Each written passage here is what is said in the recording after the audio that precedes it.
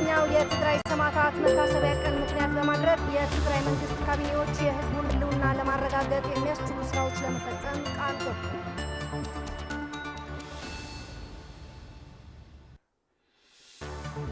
ዓለም አቀፍ የተጋሩ ዲያስፖራዎች ጥምረት በእንግሊዝ በትግራይ ጄኖሳይዳዊ ጦርነት ለደረሰው ከፍተኛ ጉዳት ፍትህ እንደሚያስፈልግ ለእንግሊዝ መንግስት ጥሪ አቀረቡ።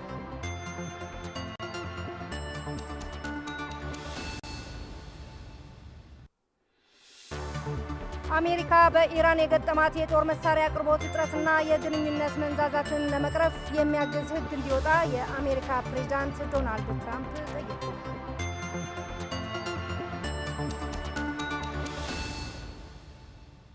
ሰላም ጤና ይስጥልን ውድ ተመልካቾች፣ ከትግራይ ቴሌቪዥን በቀጥታ የሰዓቱን የአማርኛ ዜና አበይት ይዘን ቀርበናል። ፍርቱና ገብሩ ዜናዎች በመምራት ቆይታ አደርጋለሁ። እንድትከታተሉን እንጋብዛለን። ወደ ቀዳሚ ዜና እናልፋለን። 38ኛው የትግራይ ሰማዕታት መታሰቢያ ቀን ምክንያት በማድረግ የትግራይ መንግስት ካቢኔዎች የህዝቡን ህልውና ለማረጋገጥ የሚያስችሉ ስራዎች ለመፈጸም ቃል ገቡም። ከትግራይ ቴሌቪዥን ጋር ቆይታ የነበራቸው የካቢኔ አባላት ተቋሞቻቸው በገጠማቸው ፈተናና መውጫ መንገዶች ላይ በትኩረት እንደሚሰሩም አክለዋል። ታደሰ ልጅ አለም አዘጋጅቶታል።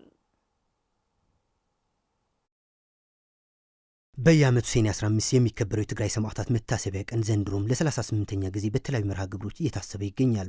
የትግራይ ቴሌቪዥን ከትግራይ መንግስት ኮሚኒኬሽን ጉዳዮች ቢሮ ጋር በመተባበር የትግራይ ሰማዕታት ቀን ምክንያት በማድረግ ባዘጋጀው የውይይት መድረክ የተለያዩ መንግስታዊ የስራ ኃላፊዎች የተገኙ ሲሆን ዕለቱም ቃላችን በተግባር እንደግፈው በሚል መሪ ቃል የተካሄደ መድረክ ነው።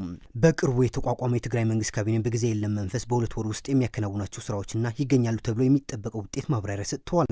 በመድረኩ የተገኙት የትግራይ ኮሚኒኬሽን ጉዳዮች ቢሮ ኃላፊ ዶክተር አብርሃም ሐጎስ የኢትዮጵያ መንግስት የፕሪቶሪያው ስምምነት ማፍረሱን ተከትሎ ያልተቋጨ የትግራይ ህልውና የማረጋገጥ ጉዳይ ለመፈጸም ወደ ስራ የተመለሰው የትግራይ መንግስት ያቋቋሙ ካቢኔ የ2018 ዓ.ም አፈጻጸምና የ2019 እቅድን ለማስተባበር የሚያስችሉ እቅዶች አደራጅቶ ወደ ስራ መግባቱን ገልጸዋል።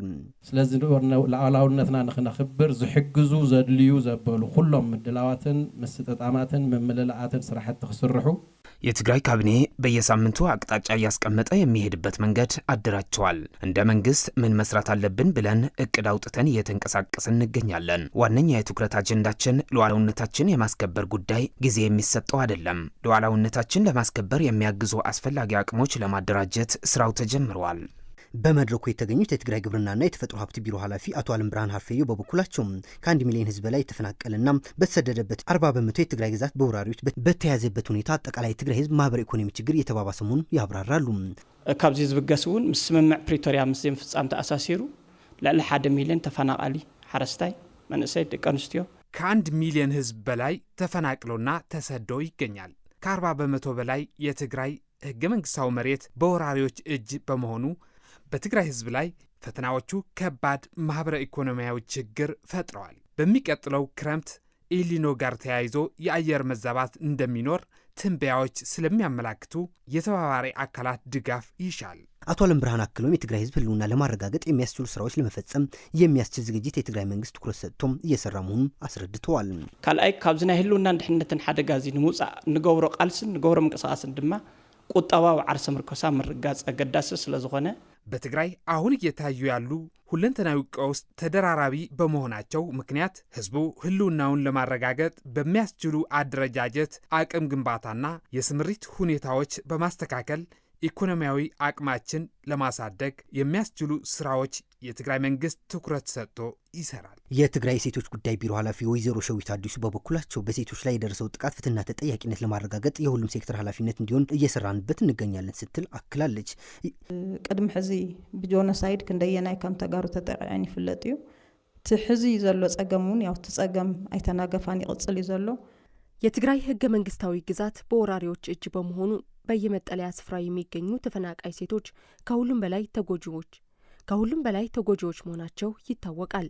ወደ መደበኛ ህይወታቸው እስካልተመለሱ ድረስ ባሉበት አቅም የሚፈጥሩበትና ሉዓላዊነታቸው ሲከበር ተደራጅተው እንዲመለሱ መረጃዎች ማጥራት ግድ ይላል። በጄኖሳይዳዊ ጦርነት የደረሰባቸው ጉዳት የሚታወቅ በመሆኑ ፍትህ የማረጋገጥ ጉዳይ የሁሉም ሴክተር እንዲሆን እየሰራንበት ነው። የኢትዮጵያ መንግስት ባኖረው ክልከላ ምክንያት የትግራይ እናቶችና ህጻናት መጠነ ሰፊ ችግሮችና መከራዎች እየደረሰባቸው መሆኑን የትግራይ ሴቶች ጉዳይ ቢሮ አስታወቀም። ወደ ቦታው የተመለሰው የትግራይ ክልላዊ መንግስት በጄኖሳይዳዊ ጦርነት ምክንያት የጥቃት ሰለባ የሆኑ ሴቶች ፍትህና ተጠያቂነት ለማረጋገጥ እንደሚሰራም የቢሮ ምክትል ኃላፊ ወይዘሮ አበባ ግደይ ገልጸዋል። ተጨማሪ ያለን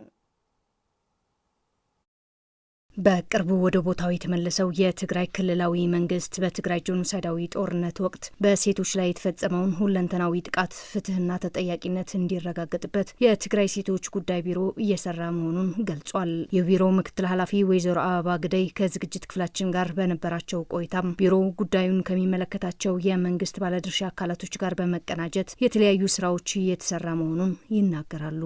የተወዝፈ የነበረ መንግስታችንን ወደ ቦታው ተመልሰዋል። ከዚህ አሁን እንደ ሴቶች ጉዳይ የ2 ወር እቅድ አውጥተን በተለይ ደግሞ ከተለያዩ ቢሮዎችን ለመስራት አሁን ላይ ያለ በተለይ ከደህንነት ከጸጥታና ከፍትህ አኳያ ችግሮች አሉ።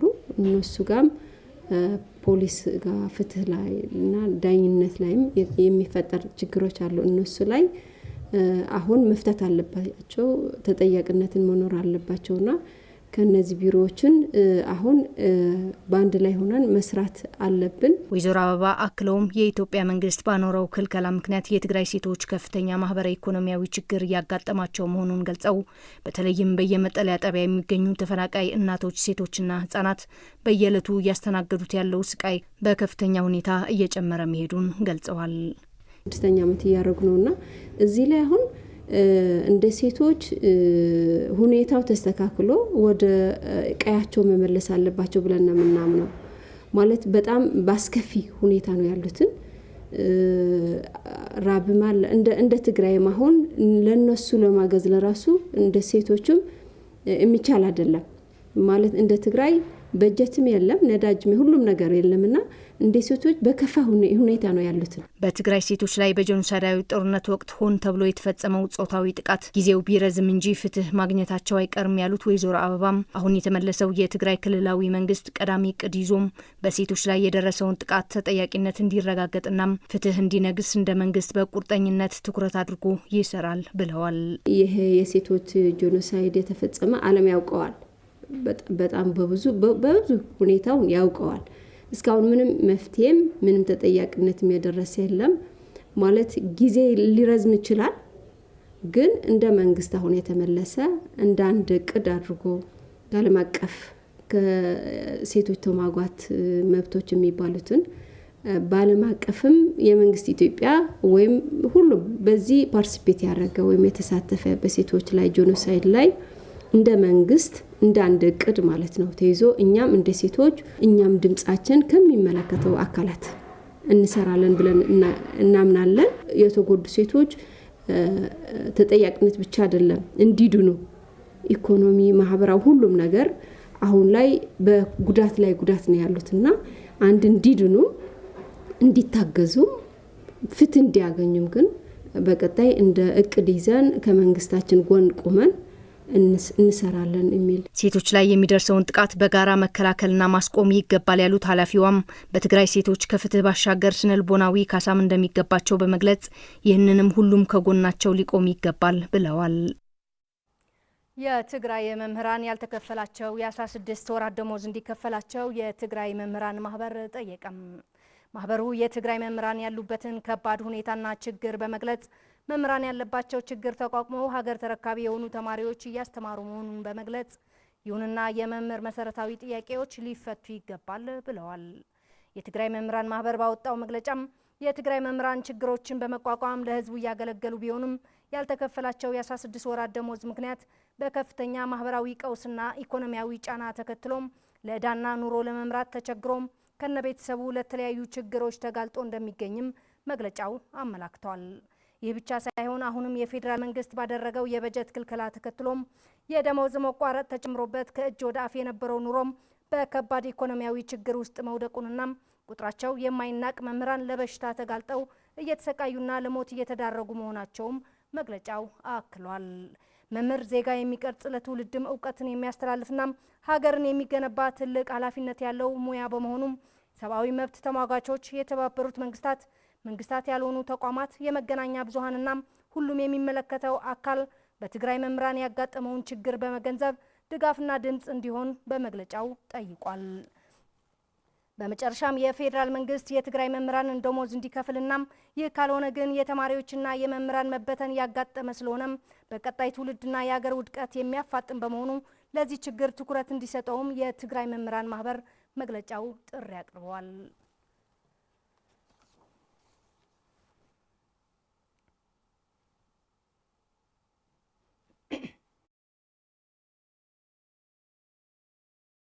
የኢትዮጵያ ቤተሰብ መምሪያ ማህበር ሰሜን ቅርንጫፍ የእናቶችና ህፃናትን ሞት ለመቀነስ የቤተሰብ እቅድ ለህብረተሰቡ በስፋት ማዳረስ አስተዋጽኦ አለው ሲሉ ገለጹ። ማህበሩ ዛሬ ባዘጋጀው መድረክ የተለያዩ አጋር አካላት የተሳተፉ ሲሆኑም በትግራይ ያለው የመድኃኒት ቁሳቁስ አቅርቦት ችግር የህብረተሰቡ ጤና መቃወስም የላቀ ድርሻ አላቸው ብለዋል። ምልቡርሃን ዳርጌን በትግራይ የሚገኘው የኢትዮጵያ ቤተሰብ መምሪያ ማህበር ሰሜን ቅርንጫፍ የቤተሰብ እቅድ አጠቃቀም ለህብረተሰቡ ግንዛቤ ለመፍጠር ያለመ የውይይት መድረክ አካሂደዋል። የተቋሙ ዋና ዳይሬክተር አቶ ደስታ ኪዳኑ የመድረኩ ዋና ዓላማ ከተለያዩ አጋር መስሪያ ቤቶች ጋር በጋራ በመሆን በስነ ተዋልዶና ጤና ዙሪያ ለህብረተሰቡ ድጋፍ ለማድረግና ተጠቃሚነትን ለማስፋት ያለመ መሆኑን ገልጸው ህብረተሰቡ ግንዛቤውን እንዲያሳድግ ማድረግና በህዝቡ ላይ ያጋጠመ ያለውን የመድኃኒትና ቁሳቁስ አቅርቦት እጦት ችግር ለመፍታት በሰፊው መስራት እንደሚገባ እንዲሁም ችግሩ በጥናት የተደገፈ መሆኑን ጠቁመዋል። ብዙን ጊዜ ተጠቃሚነቱ ያምንበታል፣ ግን ምንድነው ለመጠቀም በጣም ቻሌንጅ እንሆናለን።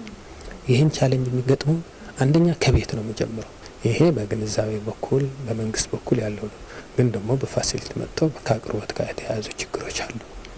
ከተለያየ የሪሶርስ እጥረት የተለያዩ ችግሮች ቀድሞ የተነሱ ስላሉ ከዚህ ችግሮች ከፕራክቲካል ተነስተን የምናነሳቸው ጥናቶች አሰስመንቶች መሰረት አድርገን ከትግራይ ጤና ቢሮ የእናቶችና ህጻናት ስነ ተዋልዶ አስተባባሪ አቶ ገብረ ሐዋርያ ገብረ ክርስቶስ ከመድኃኒት እጦትና የቤተሰብ እቅድ ካለመጠቀም ጋር ተያይዞ በትግራይ እየታየ ያለውን የእናቶችና ህጻናት ሞት ለመቀነስ የቤተሰብ እቅድ ለህብረተሰቡ ማቅረብ ወሳኝ መሆኑን ገልጸዋል። ኩላትና ብዛዕባ ትልም ስድራ ወይ ከዓ ስነ ተዋልዶ ሁላችንም ለቤተሰብ እቅድ ግንዛቤ ያለን ብዬ አምናለሁ።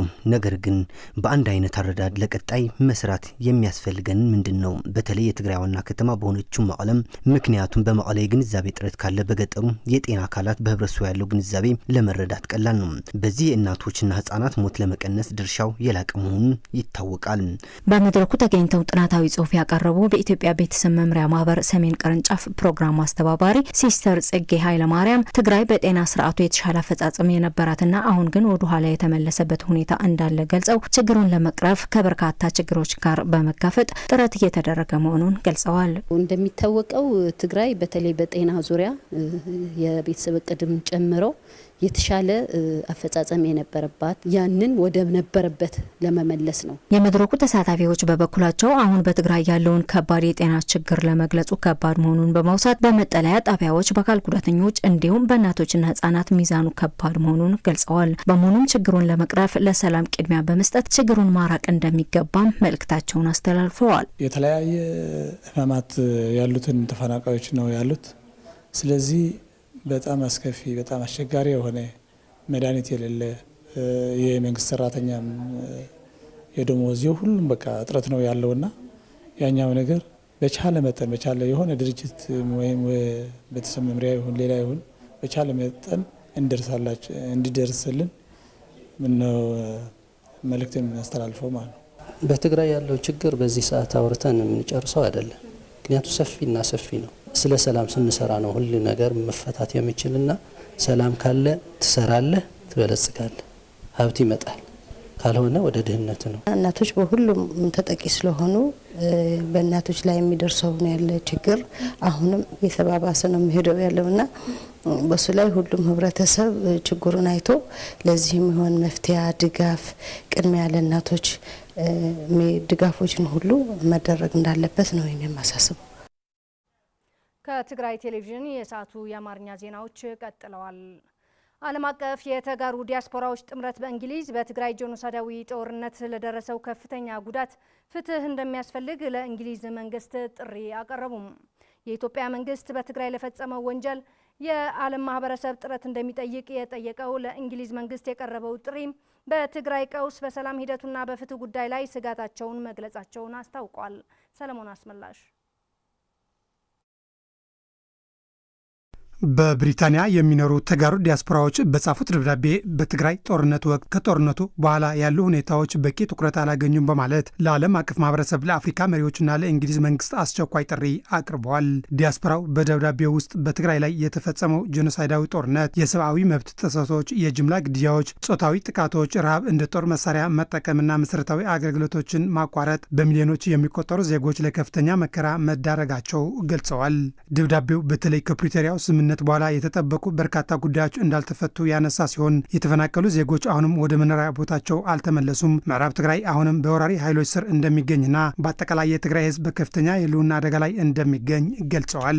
እንዲሁም የኢትዮጵያ መንግስት የፖለቲካና የሃይማኖት ስልቶች በመጠቀም በትግራይ ውስጥ የፖለቲካ ልዩነቶች ለማስፋትና ማህበራዊ አንድነትን ለማዳከም ሙከራዎች እየተደረጉ ናቸው ሲል ገልጸዋል። ይህም በትግራይ ብቻ ሳይሆን በመላው ኢትዮጵያ አዲስ ውጥረቶች ሊፈጠር ይችላል ብለዋል። ሌላው በደብዳቤው ትኩረት የተሰጠው ጉዳይ ፍትህ ነው። ዲያስፖራው በጦርነት ወቅት የተፈጸሙ ግድያዎችና የጾታዊ ጥቃት ቢነገሩም እስካሁን ድረስ ተጠያቂዎች ለህግ የሚያቀርብ ግልጽ የሀገር ውስጥ ሆነ ዓለም አቀፍ የፍትህ ሂደት አለመጀመሩን ተችተዋል። በሰላም ሂደት ዙሪያ ዲያስፖራው የአፍሪካ ህብረት አደራዳሪዎች በተለይም ኦሉሴጉን ኦባሳንጆና ቡድናቸው በመጥቀስ ለረጅም ጊዜ ከትግራይ መራቃቸው ጥያቄ እንደሚያስነሳ ገልጸዋል። ወደ መቀለ ሲመጡም ስምምነቱ ለመተግበር ተግባራዊ ስራ ላለመስራታቸው ማብራሪያ ሊሰጡ እንደሚገባ ጠይቋል። ኦባሳንጆ በጄኖሳይዳዊ ጦርነቱ ዙሪያ ያሳዩት አቋም ሚዛናዊ አልነበረ በማለት በግጭቱ ውስጥ የተፈጸሙ ጥሰቶች በበቂ ሁኔታ አላነሱም ሲሉም ወቅሰዋል። በመሆኑም የሰላም ሂደቱ በገለልተኛና በተጠያቂነት መሪዎች ሊመራ ይገባል ሲል አሳስቧል። በተጨማሪም ህወሓት ከጦርነቱ መጀመሪያ ጀምሮ ያወጣቸው መግለጫዎች በአብዛኛው ለድርድርና ለፖለቲካ መፍትሄ ጥሪ የሚያቀርቡ እንጂ ጦርነት የሚያበረታቱ አልነበሩም ሲል ገልጸዋል።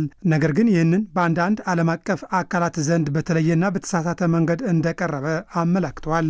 ደብዳቤው በመጨረሻም የትግራይ ጉዳይ ዘላቂ መፍትሄ እንዲያገኝ ተፈናቃዮች ደህንነታቸው በጠበቀ መልኩ በአስቸኳይ ወደ ቀያቸው መመለስ፣ በወራሪዎች ስር የሚገኝ የትግራይ ህገ መንግስታዊ የግዛት አንድነት መመለስ፣ ተጠያቂነትና ፍትህ ማረጋገጥ፣ የፕሪቶሪያው ስምምነት ሙሉ በሙሉ መተግበርና እውነተኛ የፖለቲካ ውይይት ማካሄድ አስፈላጊ መሆኑ በማሳሰብ እንግሊዝ በዓለም ማህበረሰብ ያላት ሚና እንድትጠቀም ለእንግሊዝ ጠቅላይ ሚኒስተርና ንጉስ ቻርለስ ጨምሮ ለእንግሊዝ ውጭ ጉዳይ ሚኒስተርና ሌሎች የእንግሊዝ ቢሮዎች ደብዳቤ ማስገባታቸው ተገልጿል።